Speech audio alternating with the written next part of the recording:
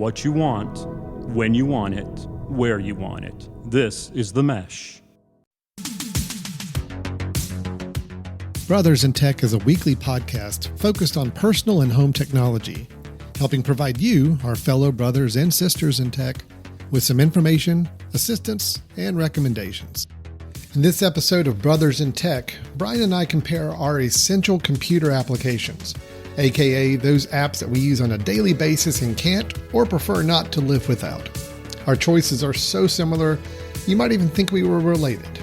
Here on Brothers in Tech. Hello, everyone, and welcome to Brothers in Tech here on the Mesh.tv podcast network.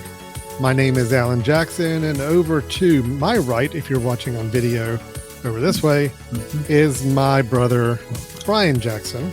My brother in tech, my brother in life. Your actual, my brother. Actual brother, yeah. Actual I mean, you brother. could have stopped. You could have stopped it, brother. But I like how you, provide all the clarifications of our brotherhood. Yeah. So I got to clarify for everybody. Make sure everybody knows the relationship here. Brian's out on the west. I appreciate that you're owning all of them now. It used to not be the case. I used to. There was a long period of time I did not acknowledge any of that. But I've gotten older. I've matured. We're in a good spot. Brian's out on the West Coast. That's one of the reasons we get along so well. We don't see each other that often. So that's right. Pretty much here on the screen is about the only time we really have any time to chat. All we do is talk about technology. So we figure, well, let's just go ahead and turn it into a podcast and just see what happens. For our 8 listeners or however many there are. Oh, we've increased. Any given time. Cool. Okay. Yeah. Somebody told me yesterday, they said, I listened to the show. I'm like, oh, okay. I did not. That changes things. The one. That actually is somebody that's not a family member listening to our show. That was impressive to hear. So yeah, good. If you are not a member, if you're not a member of the Jackson family and you are listening to this show, we'd like to hear from you. We'd like to know that you exist. Like to know who you are. At the end of the show, we're going to give you a way to contact us. We'd just love to hear from you. Be great. That would be great. To hear that. That would be great. So Brian, we wrestled with what we were going to talk about tonight. We've been just debating it and workshopping this episode for a really long time. Mm-hmm. Probably a good, 3-4 minutes before we went on the air. Maybe 4, right? Maybe that much.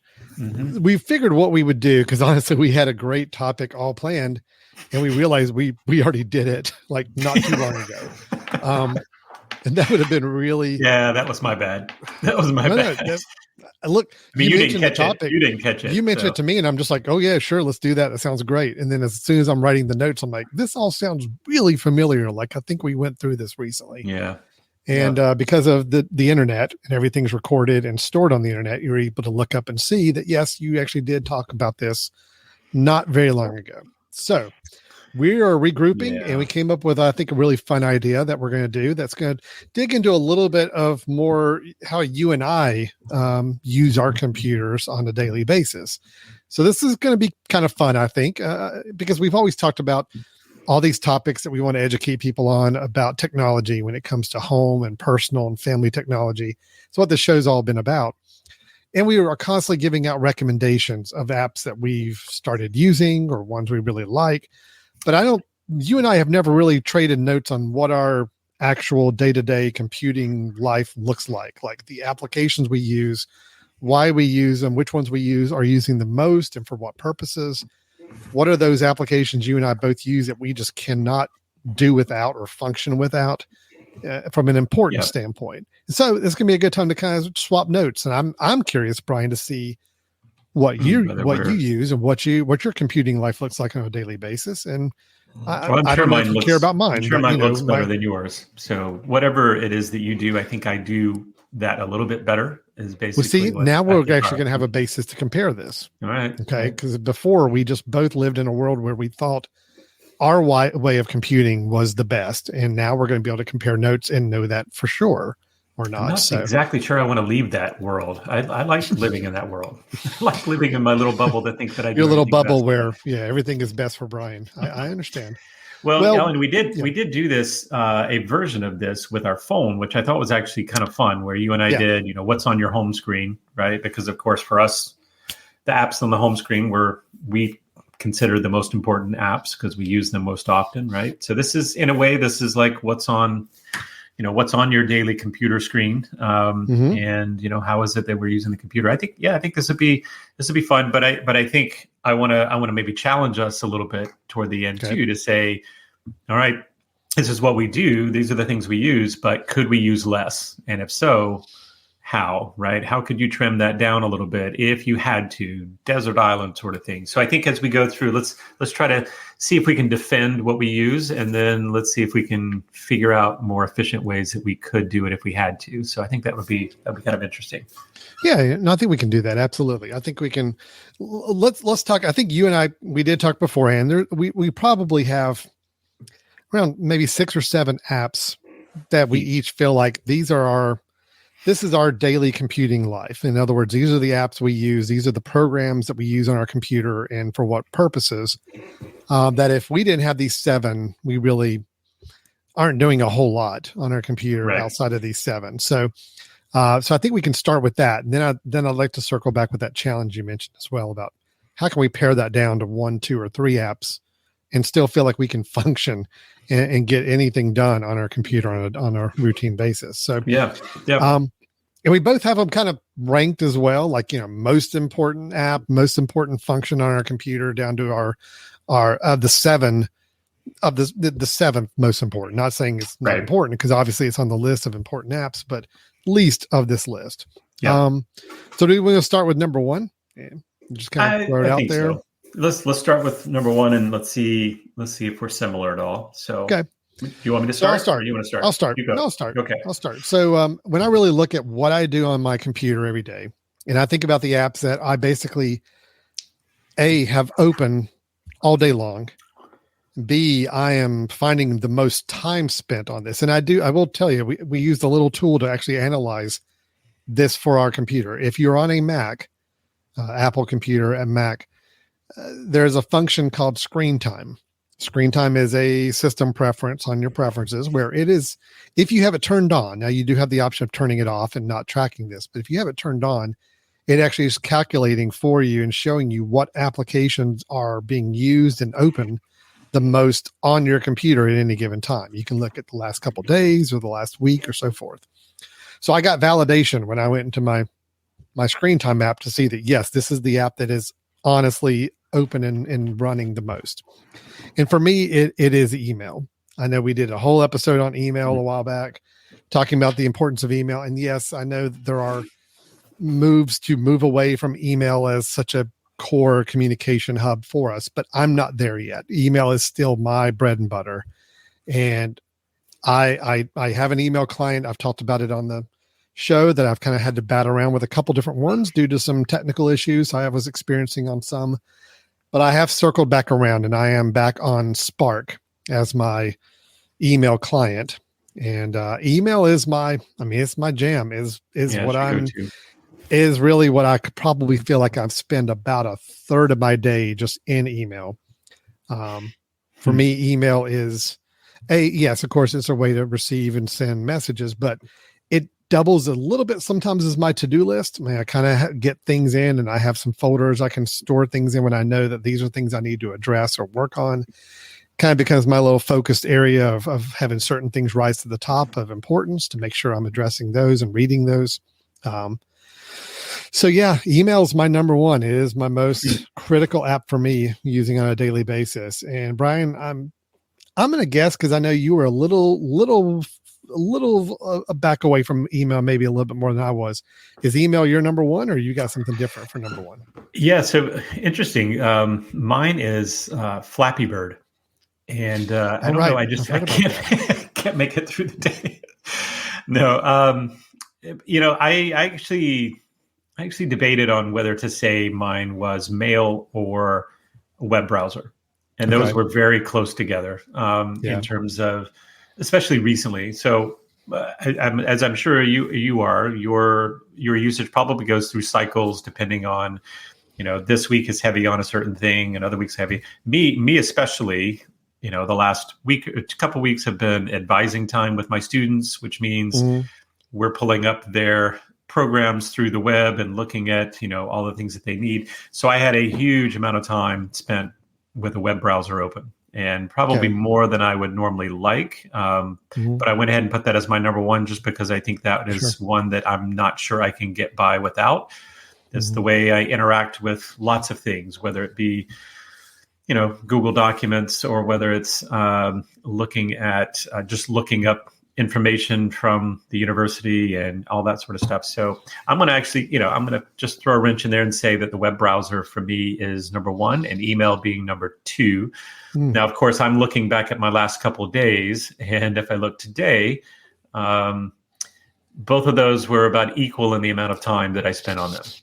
If I look yesterday, it has mail was open for 9 hours and 45 minutes, and my Safari was open for an hour and a half. So yesterday, obviously, mail was the big winner, and even the day before that, I think that was similar. So, mail is always open. That's one of the tricks about looking at an app like this, is my mail is always open, and even if it's not up front, and it's constantly checking, so it thinks it's working. But true.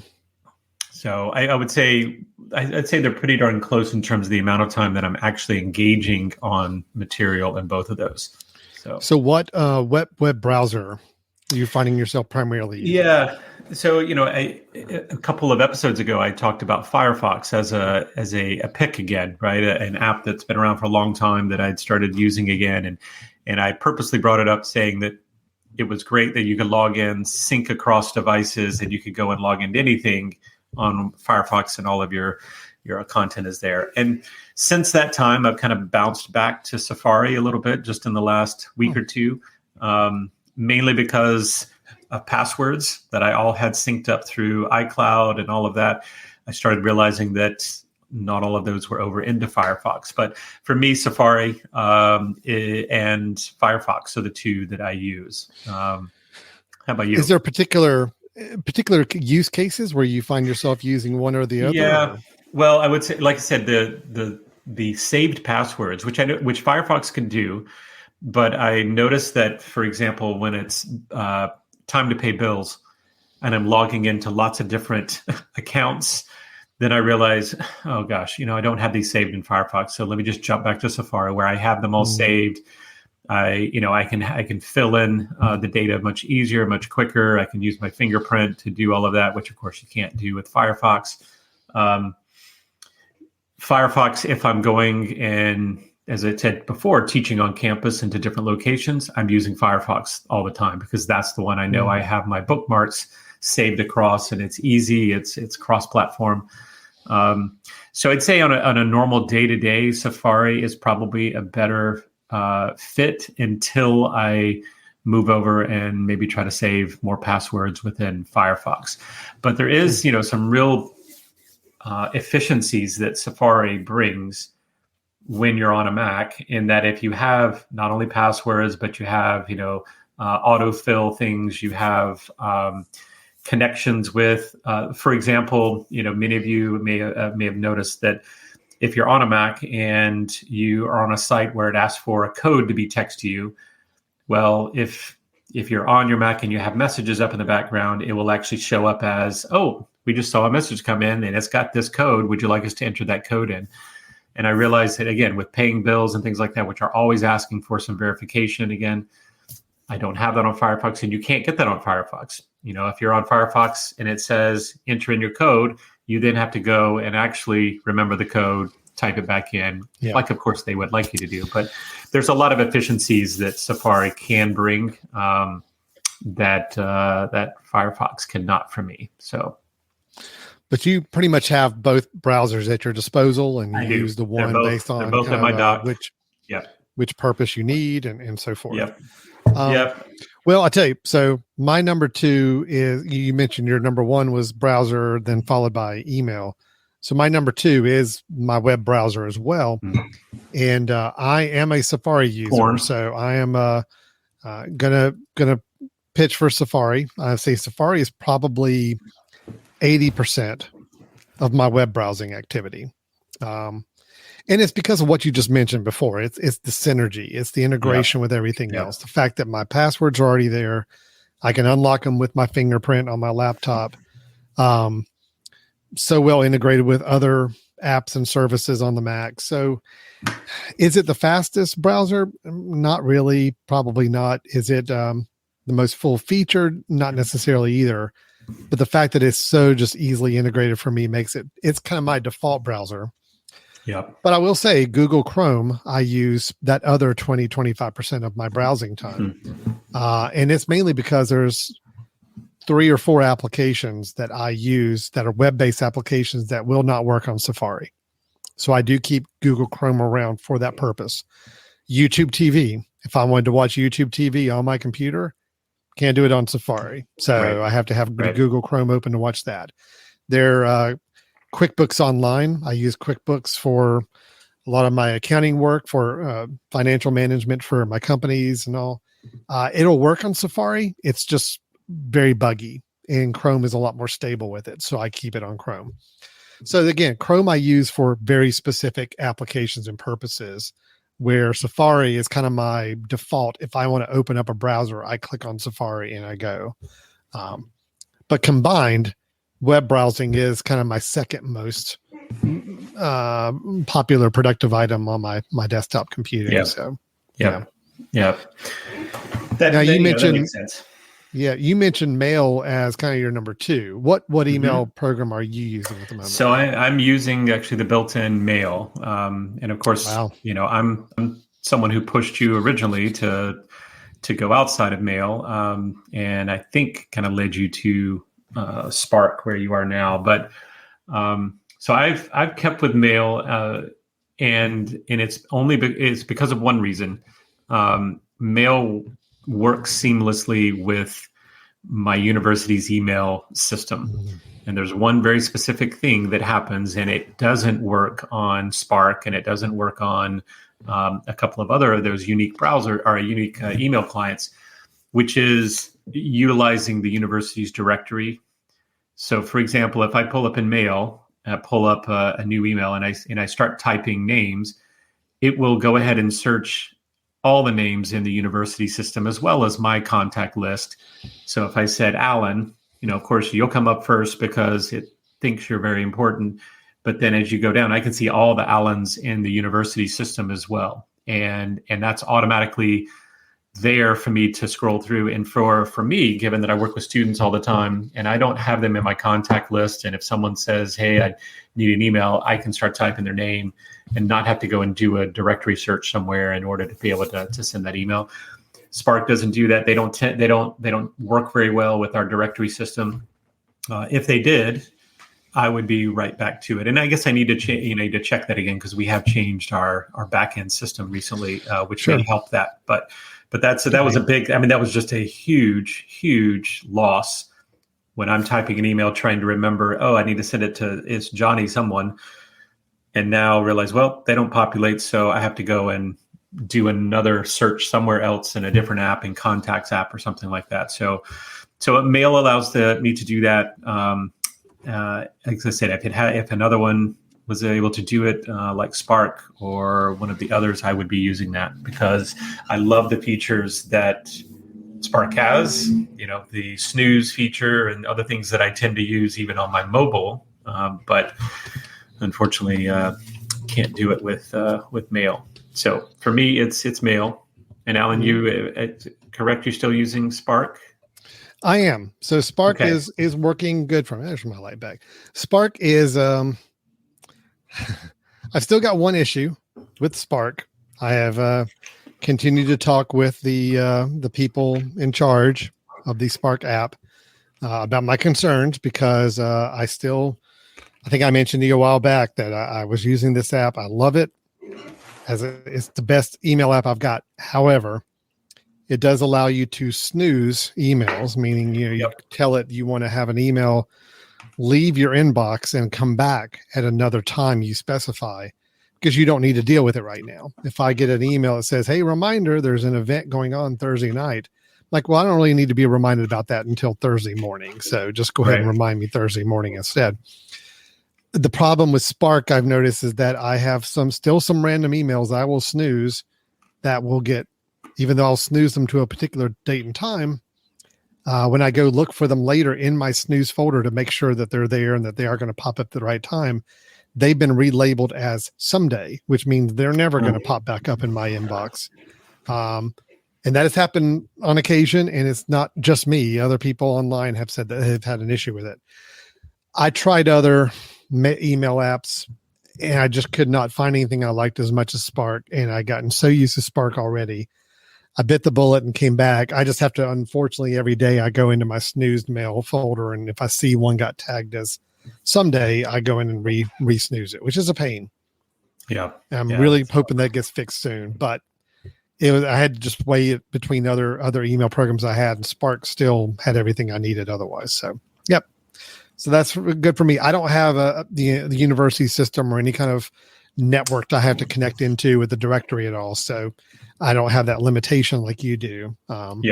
Otherwise, I totally understand. I would probably go back to the stock email app as well. So yeah. And as I mentioned, I'm just having you bring this up again is going to make me go back and see if, somehow in the last 6 months since I've tried Spark, maybe they've updated their system to be able to work with me a little better. But because I did, I loved it. I loved using it. I loved the snooze feature. I loved some of the mobile features that allowed you to do a lot of different things with an email. I still haven't tried it yet, but the ability to work with someone on an email and kind of connect with you and I connecting, and we're making a group email together or writing an email. There's just a lot of great things that I think eventually Apple and kind of the built-in mail will take advantage of. But they're kind of ahead of the curve, which is great. So, but no, we're certainly on the same boat. We can't live without email or a web browser. I think so that's basically it. And again, I really thought about it for a little bit after I came up with this list and said, okay, so basically my two most important apps are ones that they're not really specific work related apps for me. They're very universal apps. I mean, a web browser and an email program, pretty universal. But I think it speaks to the fact that we still rely on email for so much of our communications. And then B, the web browser. Yes, I think we're past the days where the web browser is just you go to read web pages. Yeah. I mean, we're now actually running apps on our web browser. Yep. And I'd say, half of the apps and programs I use are actually web-based programs. So I use the web browser predominantly for that. So I understand why it's kind of grown in importance even more so for both of us. Yeah. So let's kind of work down the list a little further. So we're both in the same camp on 1 and 2, just maybe a little flip-flopped on the 2. But when we get to number 3, my third most critical app is my calendar app. And I'm using Fantastical as my calendar. We talked about that a few episodes ago. I was singing its praises after you kind of encouraged me to check it out, and I did, and really like it as a calendar app. The reason it's number 3 for me is I'm a very heavy calendar user. If you were to see my calendar, you'll see it is a lot of items on it, a lot of details, a lot of I've got multiple calendars I'm keeping up with: a home calendar, a family, a work one. I run a film society which has its own calendar I have to keep up with. We've got a podcast production schedule I keep up with as a calendar. It is my way of always knowing what's going on, not only with my schedule, but the people around me that I depend on or need to work with. And plus, Fantastical has a nice functionality where it can also tie in your to-do items from your Apple to-do app.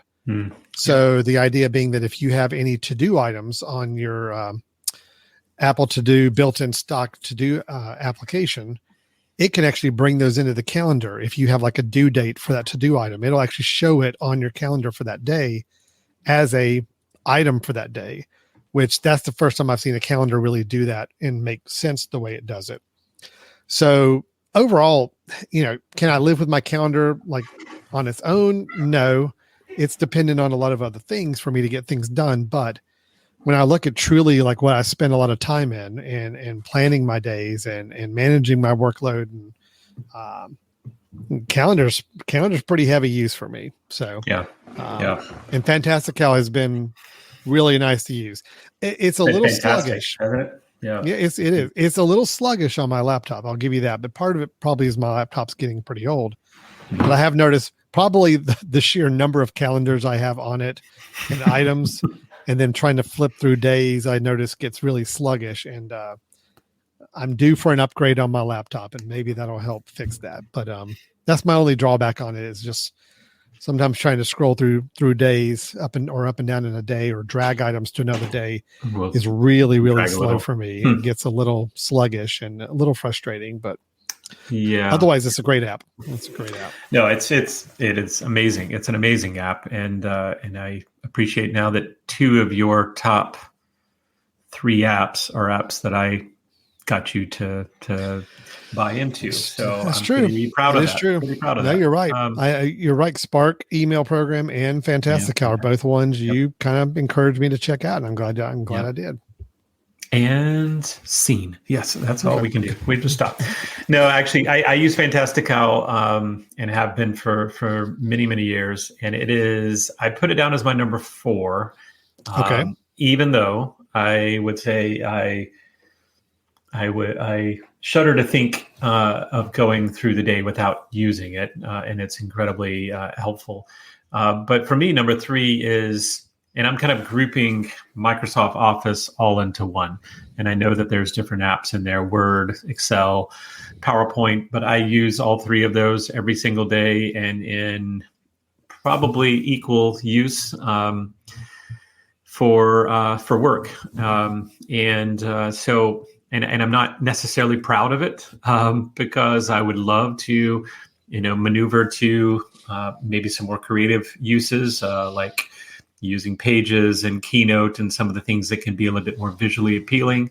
Work is still, or in Microsoft Word or Microsoft Office itself is still a little bland, and it is kind of been around and hasn't really, changed a lot over the last many years. But I think that's why, especially in a university system, that I still use it, because everybody else uses it, and it's easy to send documents between the two. When you send a Word doc to someone, they can open it because they've got Microsoft Word as well. Yeah. So for me, that's still, that's the one of all of the, all the apps on my list. That's the one that if I could get away from them, I would. Because I'd love to shift to something more creative. So you're saying you're using it kind of begrudgingly. You'd rather not have to use it. Yep. That's I would love to use. Not use Excel and use sheets or use numbers. Something that can do some of the same things, but do them a little bit more creatively and potentially more exciting ways. And this really is kind of I have to use this, and I don't see myself getting away from it for quite a while. But it's my number 3, then Fantastical being my number 4, because I love the app, and I love what it does for me, even though there's a built-in version of the calendar on Apple that's decent, and there's all sorts of ways I could have gotten that same info, but I just love what Fantastical does as well. Yeah. The Apple Calendar app is fine. And I used it up until Fantastical. I started looking at Fantastical because the Apple Calendar app, again, it's all about bugs for me. Whenever I start to encounter some issues and bugs, the Apple Calendar app would constantly, even if I changed the time of an event, I'd drag to another time. It would sometimes, because of whatever it's doing syncing in the background, it would revert it back to the original time that I had it at. And it would do that a lot, like constantly, to the point where it was really aggravating, sometimes trying to change times on an event. So that caused me to start looking, and I'm glad I did, because Fantastical is already so much better for it. Yeah. Alan, can I mention one really quick thing about Fantastical? Sure. And I don't know if you use this or not, but I just realized it the other day, because Fantastical is one of those that, since I've been using it so long, I don't typically go into the preferences to see what new things are there, because I just have the way that I use it. And I told you a long time ago that the reason I got Fantastical the very first time was because of the menu bar, right? Having my calendar in the menu bar to where I can do a keystroke and it drops down, right? That was the whole reason I got it to begin with. And I just realized the other day that another app that I had on my computer for a menu bar application, which was called Up Next, I was using that. which all it does is in the menu, it would tell you what your next meeting is on your calendar. And it says, in 22 minutes, you have this. Yeah. Well, Fantastical now does that. And I didn't realize it did. So I found that out the other day, that not only can I have the menu bar calendar that's up there that tells me, what today's date is, and I can just see the number. And then when I do a drop down, I can actually see the calendar. But right next to it, I have what's up next in my calendar. And I'm like, I'm so happy, because now I get rid of that other app, which really, wasn't needed, and have it all working together. So, well, it does that. And also, I think maybe another setting that you can have is like now, I don't have it showing my next upcoming meeting up in my menu bar, but if something I've got coming up is a Zoom or WebEx or something to join into, it does change up there at the top, give me that indication, and lets me go kind of one click to go right into it, which is nice. Yeah, that's really nice. It's a great app. I'm really enjoying it quite a bit. Yep. Now, you mentioned Microsoft Office as kind of your number. Yeah, is that in yours at all? It is just a part of it. Microsoft Excel specifically for me. So I'm gonna say to you, kind of piggyback on what you were saying about you wish you could use other apps or get away from it. I agree with you on Microsoft Word. Pages I enjoy using so much more than Microsoft Word. I use Microsoft Word because the same reason you said, is that it's universal. Everybody has it. I don't have to worry about if I send them a document, whether or not they can open it or not. And, people are constantly getting advice from me on working in something in Word. And of course I need to have it up and running to be able to, do that, to help them with it. And I feel the same way about Keynote over PowerPoint. I would much rather use Keynote than PowerPoint, but I will keep PowerPoint around in case I know I've got to make something that I need to send to somebody else for them to work on as well. Yeah. But the one app I will say, Microsoft, I cannot get into numbers, and it's because of Microsoft Excel. I am Brian, my day consists of about 50% of my time is working on data and survey data analysis and reporting. And Microsoft Excel is that is my singular app for doing almost everything I do on that side of the work. It's a very work specific application need for me, but it's there and it's important. And I've tried using Numbers, the Apple built-in Numbers app. And yes, it'll make things pretty, but it doesn't have that same functionality. I still find myself feeling like my hands are tied a little bit, because I do get pretty deep into Excel, working in a lot of things.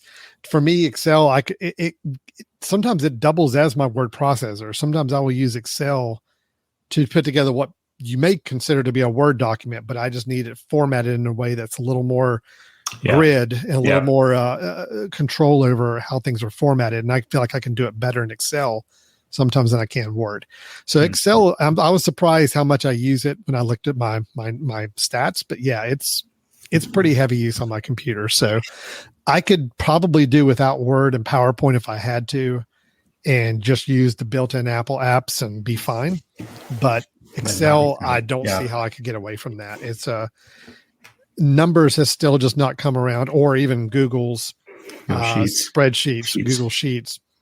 Yeah, they're just still not anywhere in the ballpark for me on where Excel can go and what you can do with it. So, I think you're probably right there. I do think some of it feels that way to me because I'm just comfortable and used to what Excel does, or the same thing with PowerPoint, right? I mean, for me, I'm on PowerPoint all the time, with teaching classes, but and I find that I'm slow and clunky putting together a keynote, even though it's going to be so much nicer and so much more appealing, and it has more functions that I would love to be able to use, like live video and all of that you can put into those keynote presentations. But I just have my system in place to where I know I can double click here and I can slide here, and all of that's going to work in a particular way. So that's still why, Excel is super clean and easy for me, as I can use it, and I know my keystrokes, and I know what's going to get, how to make certain little things happen. So it'll take me a while for sure to move away from Office, but I'm hoping that can continue to chip away, maybe one app at a time, and eventually get to the point where I'm, making all of my documents in the other format. So, it would be nice. It'd be nice. Yeah. We're getting there. All right. So that was my number 4, Microsoft Okay. Excel. So really, you mentioned R1 and 2 were swapped, R3 and 4 were swapped, right? But with basically, the same top 4. You're a little heavier on Word, on Office, and I'm a little heavier on Excel, but still, Microsoft is still a key application used for us. Yeah. So we're both kind of caught up on our top 4. Now, after that, my number 5 is it's a communications app, and we've talked about it on a previous show, as most of these I think we have. It is Slack. So I do find myself in the world of Slack pretty often. I mean, it's another app that I have open all day long for various reasons. And let me go ahead and bring up a little slide about it in case anybody's still not familiar with what we're talking about with Slack. Slack, for those not familiar, is a communication kind of hub application. What it's meant for is it is a free app. I mean, there is a paid version of it, but otherwise, if you don't use it too extensively with too many messages or too much history behind it, you can use it for free. And the idea is that you can get members of your team, and your team can consist of whatever you want it to be. It could be coworkers. Or Brian, you and I have a Slack channel set up for this show that you and I use for sometimes notes and sharing links with one another. I've got one with my film society, so people involved in that. I've got a Slack community that I've formed with them. And then there's a couple pastimes like college basketball, my Carolina Tar Heels. There's actually a Slack I'm a part of where people with a similar topic and interest, we can all swap ideas and talk. But Slack is great because it keeps up with, threads of communications between people. You can have a direct one-to-one dialogue with one person, or you can broadcast out something in a channel that multiple people can see, anybody who is subscribed to that channel within your group. And you can send files, you can send links, you can send media back and forth. They've even rolled out where if you click a button, you can do a video call or audio call from within Slack. So it kind of doubles as your own internal Zoom or a video conferencing platform in a way. It's a fun app to use. So I think it's kind of fun to use. I use it with my coworkers in the office. So we all have a Slack channel I'm on. Again, I mentioned the one for this show, my film society work, and then a couple of just pastime ones where I don't do a lot of posting, but I do a lot of reading, and we'll kind of check in with what other people are saying about these topics. And so right now, I think at any given time, I've got 5 or 6 like groups in Slack at one time that I could toggle between and check out communications with. So it's a fun app. I really thoroughly enjoy using it. It has kind of replaced messages for me for my team communications. Okay. Yeah. Messages, text messages I still use for anybody outside of those groups, but within my colleagues, within my people within these other groups I'm a part of, Slack is the way we dialogue more than not. So yeah. So that's mine there. Yeah. Is Slack one of your top apps? It is. No? It is not. It is not. Okay. The only time I use Slack now is with you, and we use it at a very limited level, you and I, which is, I pass documents to you and back and forth, but I would like to. It is something that I would love to see, go away from email and move towards kind of group organization, communication that way. But I don't use it yet. But as I said, I would love to. I just find myself that using it with most of the groups that I'm interacting with at work, they're never going to use it. So okay. I'm fine myself too. Yeah. Slack is not a great app if you just are the only one using it. It's kind of pointless at that point. So you do have to have other people buying into it. Now, I'll say this about Slack. You mentioned about getting away from email, and that is one thing I've had to kind of work with everybody around me that we're on Slack with. It's very tempting to go into Slack and send somebody, hey, can you get this for me? Or can you send me this? Or can you do this for me? But then, we also still have email as a communication platform. And to me, email is much more of a I can see everything that's being sent to me, and I can prioritize and organize those emails in the order I need to. Slack doesn't quite work that way. It's really more of like you are on various message chains with other people. So the one thing I've had to be very careful about and kind of ask everybody to do is don't use Slack to send me a to-do item. Don't send me a Slack message asking me to do something that I need to do by next week or whatever. I need an email for that, because otherwise the Slack, I mean, once you've said it, and then if you say something else, just like a text message, it's gone. It's scrolled up unless I manually go in there and say, set me a reminder on this message that they just sent me and remind me about this message like a week later. So I do have to be very careful about it. I don't, I'm afraid sometimes it's easy to miss things in Slack that you need to do or follow up on. So I do ask people not to use Slack to send me a to-do item. Yeah. But at least if they're just asking a question, they need to know something. Hey, what was the last time you talked to this client? Have you heard about this? Oh, hey, here's a link to a great article I just read. Check it out. Those are great things to share in Slack. And that's really what that kind of community dialogue is for in an app like that. Yeah. But I don't think it quite doubles as a to-do list item or as a way of organizing messages and organizing things that people are sending you like email does. So.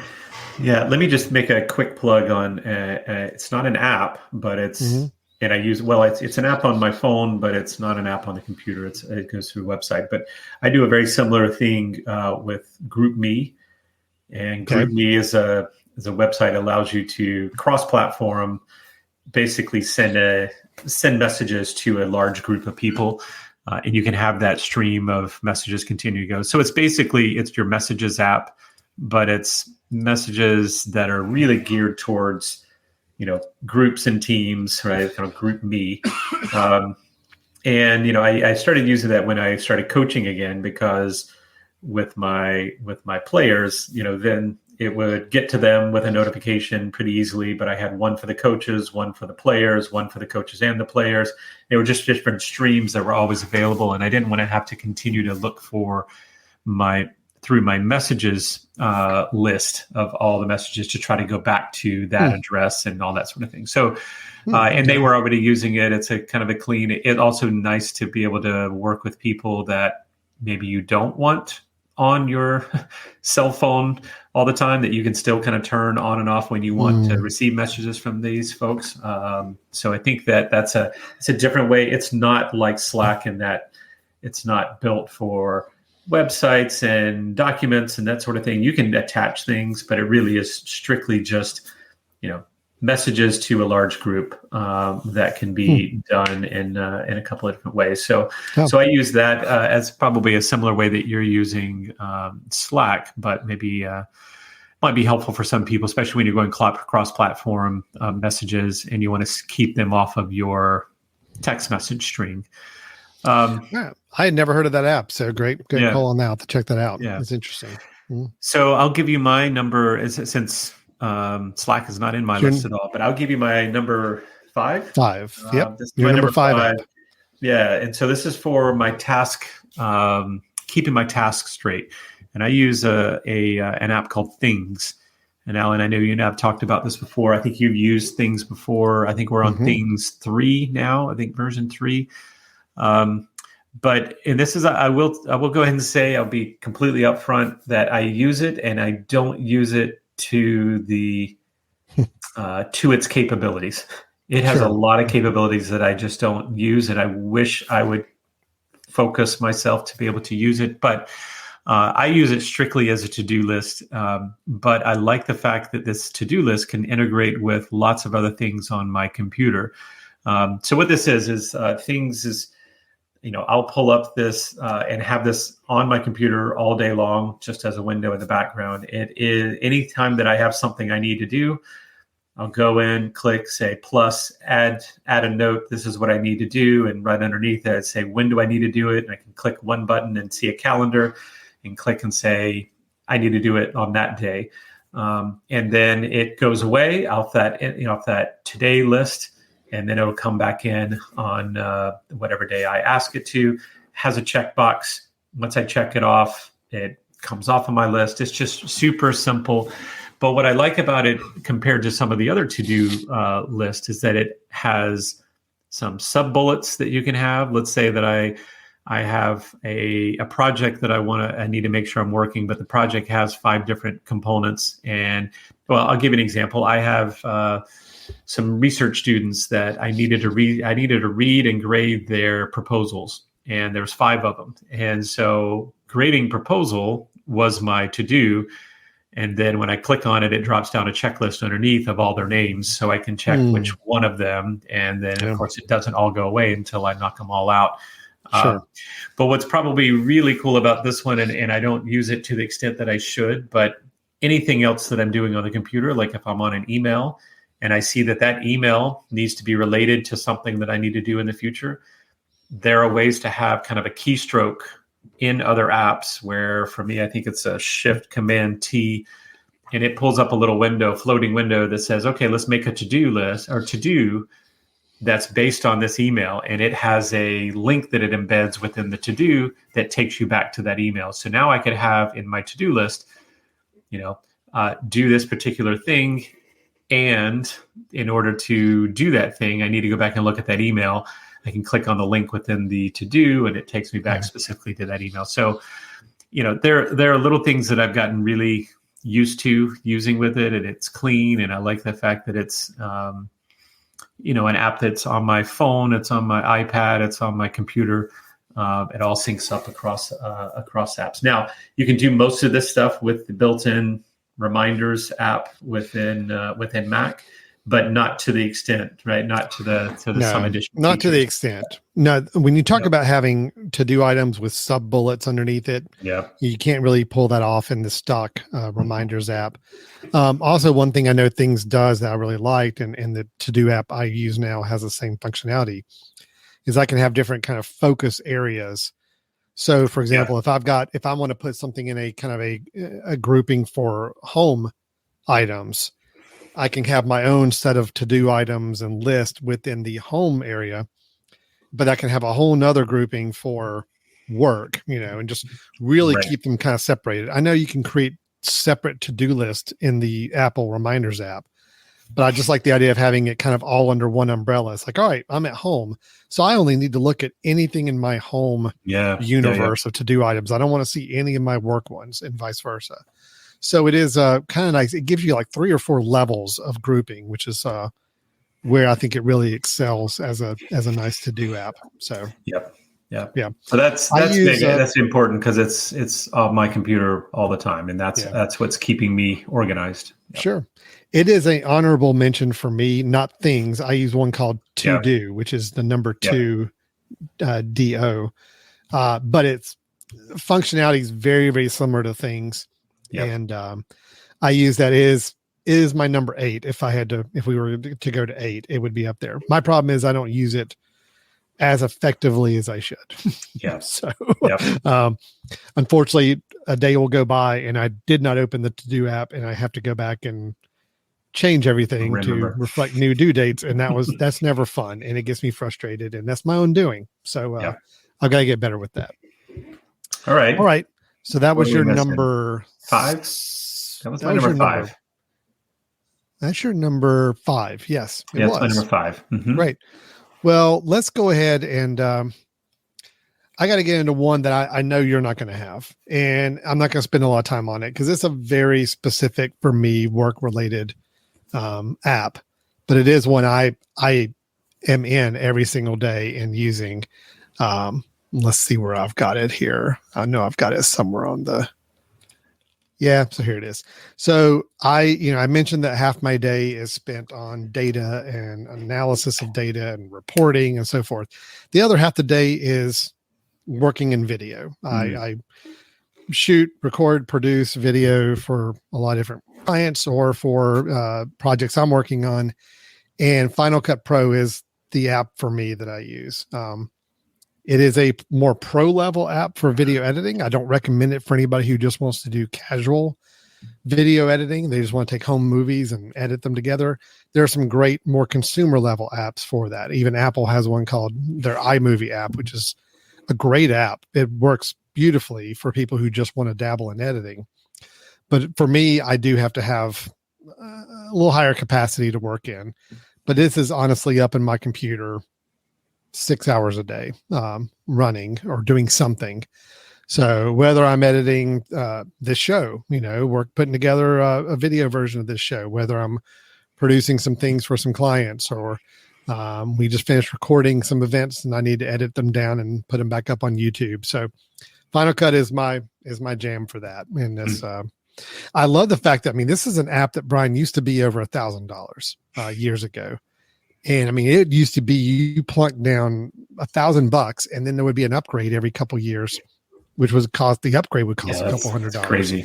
Nowadays you can buy one time $300, which is still an expensive app, but $300 one time and it's upgraded forever. I bought Final Cut Pro 10 years ago, maybe, and haven't had to pay for it again since. And so they have not moved to a subscription model like many others have. Okay. Apple's Pro apps are one-time purchases. And so I hope that keeps, because I don't, I like having already put my investment in and not having to do it again every year. Yeah. But it's a great deal. So if you're dabbling in video and editing and you feel like maybe the consumer level tools are just not giving you all the bells and whistles and functionality you want, and you're on a Mac, Final Cut Pro is a great application. It's probably my favorite application to use, just in terms of getting in and just really working with. So, but again, I know that's going to be a little more unique for me. So, yep, that's not in my list. I actually have never used Final Cut Pro. Yeah. So there you go. All right. Yep. So that's out there in my list. So that is my number 6. Okay. Brian, where are you with your? My number 6 is one that also I would say is somewhat begrudgingly that I'm using a lot, and it probably could be much further up in my list depending on the week, is Zoom. I am on Zoom a lot. The old Zoom. Yes. Yeah. I am, many meetings are on Zoom these days. And I'll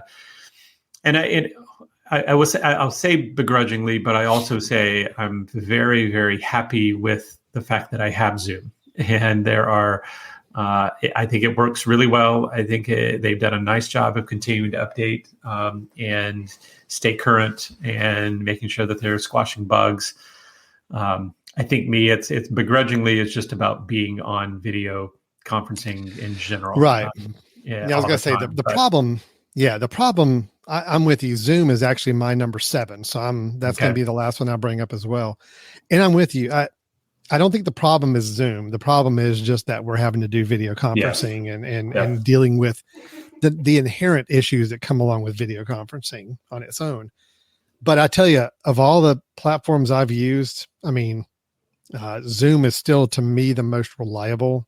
Yeah. It has been the one that has the least amount of fail points to it. And I think, it's also kind of, people know how to use it. So I don't find a lot of people jumping into a Zoom room having to figure things out as much, which is nice. So other than turning off their mute, which is always a challenge. But that's for any of these apps. That's everyone. No. Again, I can't complain about Zoom itself. I just I wish I didn't have to be on virtual calls all the time. But no, I think it works incredibly well. And there are initially some tricky pieces of using Zoom with external monitors and all of that sort of thing. But once you get the hang of it, which they did a really good job of grabbing the large market share early on and being the big players when, the pandemic hit. So I think you're right. Everybody knows how to use it. And if you would have done this 3 years ago and said to someone trying to schedule a meeting with you, Alan, hey, do you want to just Zoom? It would have taken them forever, a non-user, to try to figure out how to get on and all that sort of thing. Nowadays, it doesn't matter who it is. You could say, I'll see you on Zoom, and everybody seems to know. So I think, So it's down on my list because I may be wishful thinking that I wouldn't need it as much day to day, but I do. I use it daily, and I'm there with you. Great. I had 3 Zoom meetings just today, and it's up and running. It's pretty active on mine as well. I do shudder sometimes when I get invited to a meeting that's not on Zoom. Yeah. Yeah. I'll tell you what, Microsoft Teams, I've gotten invited to a lot of Microsoft team meetings. For whatever reason, I have seemed to have the most problems when I try to connect with an external microphone and all on Microsoft Teams. It just, it only works half the time for me. And then Google Meet, I think I love the idea of Google having a in-browser kind of ready to go video conferencing, but it's also been extremely unreliable quality wise for me. So yeah, Zoom's the only one I feel like I've got a pretty good sense of consistency of how good it's going to work when I use it. So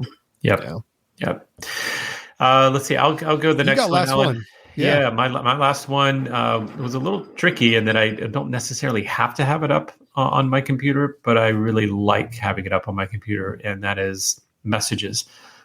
Messages as being the Messages app, and I'll tell you, Alan, the reason I like having it on it was a game changer when I was able to put the Messages app on my computer, because I'm still a person who doesn't like texting.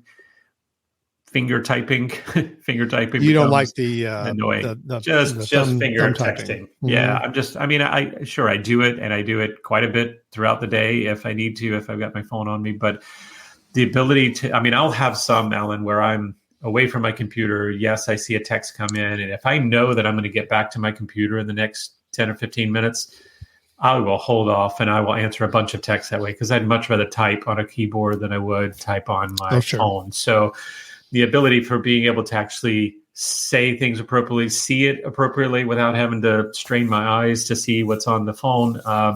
It's great. And so having that was kind of a game changer as being my communication capability, and took away some of my use of email. I've got both of them up. And if it's somebody that's, a friend of mine, I actually prefer sending them the message, because I can type out the same information, put the link in, all of that stuff easily that I would have done in an email. And I know that, maybe it's a preferred method of communication with them. To me, it's become, very close connection to even email.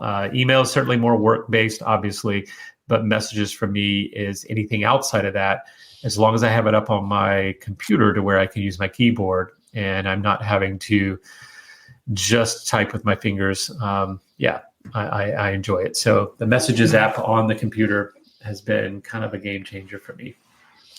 Well, I'm with you on that. I do keep the Messages app running on my computer whenever I'm working during the day, or at my computer in general. And I'm with you as well. I much rather prefer to type out things with a keyboard into that app. I'll tell you what has been a awesome little setup for me lately, just even the last couple of weeks, since Apple rolled out the universal control, which we talked about a few weeks ago on an updates episode, where I can have my iPad just sitting up next to my computer when I'm working. I actually keep the Messages app over on the iPad and running on the iPad. And then that way, if I am working and a message comes in, I can still use my keyboard and mouse to slide over to my iPad, and I can type my responses on the iPad version of it, which is great. So it gives me the same functionality that the desktop does, but it doesn't take up any real estate on my computer. I've got it kind of off to the side. So I'm able to focus in on what I'm doing work-wise, but yet if I do want to hop over here and check a message or respond to somebody, I have it on its own side screen on an iPad format, which is just kind of fun. Another way to use it, another way to think about using Messages. But I'm with you in that I do have it open pretty often on that. So yeah. So we're not that different there. I think we only had one each that was really unique from one another, maybe two. What I think is interesting, Brian, is we talk about which apps we're using the most. Other than me bringing up Final Cut Pro, which is a very task specific, very focused type of work program.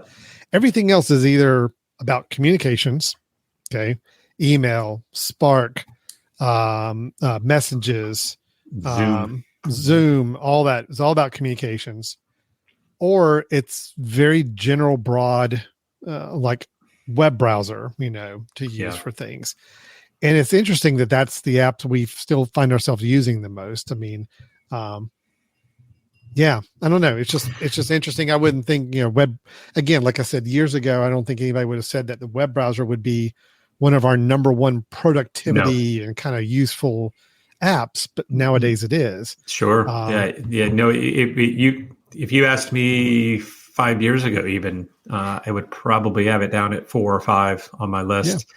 So, and I think a lot of that is because, as you said, it's become not just about going and searching for information, and not just about reading things. It's interacting business with things that you're actually doing can actually be done there. So Alan, let's, but before we wrap up here, we did mention how I want us to challenge us a little bit. So to see of these, what's the fewest? If I told you had to still do the job that you do, right? You still have to do everything that you do, but I'm going to make you trim down the number of apps that you have. How few apps could you get by with? I could get by with, I'm going to say 4. Ooh, okay. Get down to 4. I thought about this. Okay. I have to have email. I mean, that is still my default communication. I if I didn't have email, trying to think about doing all the productive work on email I do now, but doing it in messages or doing it in any other place, I couldn't do it. Okay. I've got to have the web browser because right now it's too many functions, too many applications, too many things I depend on are through the web browser. Okay. And then my 2 work-related apps that are specific to the job I do that I don't have a replacement for, couldn't do without. Microsoft Excel, Final Cut Pro. I could do without the calendar app if I had to. Yeah. I wouldn't enjoy it, but I could do it.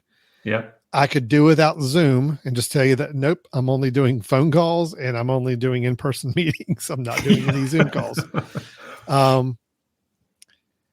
But that's it. I mean, I could get rid of those, and I could get rid of Slack. Slack is nice, but it's not mission critical that I can't function without it. So I could get rid of 3 of the 7, but I've got to have those 4 to do anything that I do and be at all productive in what I do for a living. So what about you? Okay. Well, I'm gonna see your 4 and I will lower you to 1. I think if you force me to, I could do everything that I do on a browser. Because you can do your email through the browser. Yeah, I could have an email on one window. You could do your Google Docs instead of Microsoft Word. I could go Google Meet. You could have your calendar. Google Docs. I could have the calendar on a window. Oh, see, you thought about it in a smarter way. You're right. Well, You're right. mean, that makes sense. Yeah, but the only things I can't do in a browser that I mentioned up above are Final Cut, my video editing, and Microsoft Excel. Yeah. So I would have to be your down Excel. 3. Yeah. I could be down probably shift to Sheets if I needed to for some of the things that I do. But and of course there's a couple of apps that are down kind of below the fold here that I've got some statistical software that I use that I use quite a bit with my research. But yeah, I think this is the creative part about now for people. Well, and actually I was thinking about this, Alan. If I gave you a Chromebook, yeah, that's exactly what you would be doing, right? Well, you'd be that's doing what I was going to say is that browser. you basically created the example where that is how Chrome is intending to work as an operating system. Is it's just a browser, and you're right. If you can check your email through a web browser, you can work on word processing docs in a web browser.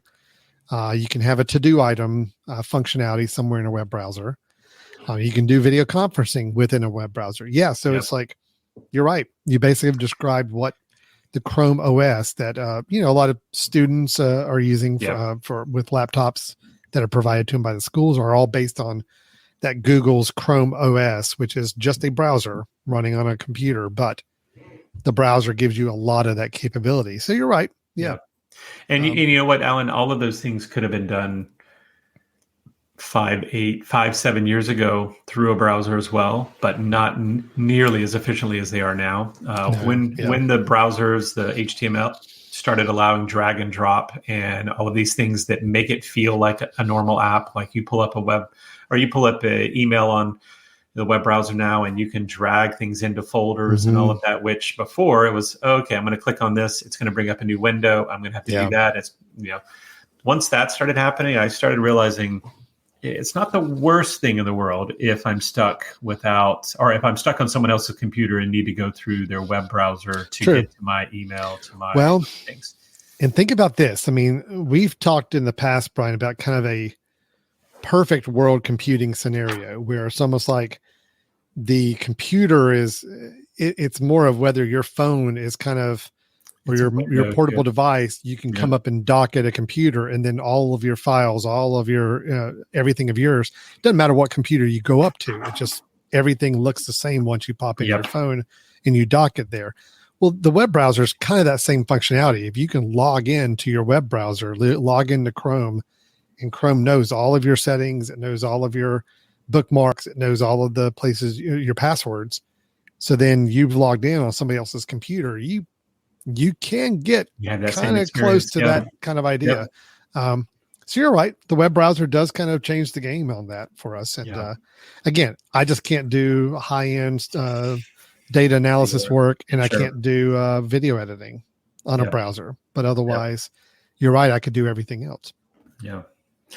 So, I mean, we'll be, we'll have to check in if we're still doing this podcast in a couple of years, God forbid. You and I can do this again and see if we've actually moved more fully to the browser, because I believe that if anything, it's going to continue to go in that direction where the browser is just going to become much more powerful, much more useful, much more app-like. I can see that. And again, when we're getting to the point where it used to be the internet was our barrier, like I didn't want to be stuck somewhere that didn't have internet and not be able to use the browser, which is where I was doing the work. So I always wanted things local. I wanted local apps. I wanted local copies. Now there's very few times where I can't get on a Wi-Fi signal or, go through a hotspot of my phone and my phone has a signal. So I think we're getting closer. We're getting closer to that. So, I completely agree. I'm with you 100%. I think we're on the same page with that. All right. So that is kind of our makeup of our computing life. And it sounds like we're fairly similar on many items there, but a couple of unique ones between us. And mine was a little better, but that's kind of to be expected. And we'll let the listeners decide. Let the listeners decide which one is more like their day-to-day work. Or do we have an odd number of listeners now? I knew it used to be 6. Is it 7 now, so that we can actually break a tie? I hope we can get a tiebreaker in there. Yeah, that would be nice. All right. Well, Brian, if anybody wants to maybe kind of inquire about any of the apps or functions we were talking about, maybe ask some questions, or maybe there's what's your favorite app? What's an app that you find yourself using a lot more on your day-to-day basis, that whether it's so unique to you or something more universal that maybe we haven't considered or haven't found ourselves using quite as much yet, but could be in the future. Let's talk about it. Tell us about it. So, Brian, how can they reach out to us? Yeah, well, if you are one of those non-family members that actually listens to the podcast, we'd love to hear from you. Send us an email at info@themesh.tv, info@themesh.tv, and we will gladly kind of try to integrate some of your thoughts and suggestions into the show. You can also go to our website, which is www.brothers-n-tech.com. And you can get earlier episodes, go back and take a look at what we've been doing before. And there's a contact form also on the website where you can reach out to us as well if you'd rather do that. So, so we this was kind of fun. It's always nice kind of peering behind the curtain a little bit and seeing what we're doing in our daily life. Well, I mean, I think our preparation really showed in this one, I mean, I think it shows that as we prepare heavily as we did, it comes across, very clean. It's basically, when we said we need a topic, I honestly just looked at around my computer. I'm like, well, let's just talk about what's up on our screens right now. That was basically our episode. Yeah. Not too bad. And we talked for our typical 1 hour about it. So what do you know? Well, of course we did. Of course we did. Yeah. All right. Well, we're going to sign off. Thanks so much for watching or listening, whichever you chose to do. And we'll be back soon with another episode. I think we have a suggestions episode coming up soon. Yes, I believe. Yes, it might be next in line for us to do a Brothers in Tech suggestions, where we both recommend something an app. It will not be one of the 7 we've talked about here today. It'll be something either newer or something we've been trying out or using or want to really brag about to people and see if we can convince the other one of us to splurge to get it as well. So stay tuned for that. That should be coming up here in the next week or two. But otherwise, we will talk to you next time. Thanks for watching or listening to Brothers in Tech here on themesh.tv. Bye-bye.